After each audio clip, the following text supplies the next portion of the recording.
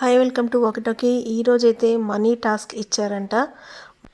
Highest amount Emmanuel గారికి 2.5 lakhs, next Tanuja గారికి 2 lakhs, ఆ తర్వాత డెమాన్ పవన్కి 1.5 lakhs, నెక్స్ట్ బర్నీ గారికి వచ్చేసి 1 lakh and last Suman Shetty గారికి లీస్ట్ అమౌంట్ ఇచ్చారంట. అండ్ సంజన గల్రాని గారికి 0 అమౌంట్ అనేది ఇవ్వడం జరిగింది. ఈ అమౌంట్ అనేది బిగ్ బాస్లో ఈ కంటెస్టెంట్స్ ఇచ్చినటువంటి కంటెంట్ ఏదైతే ఉందో దాన్ని బట్టి ఇచ్చారంట.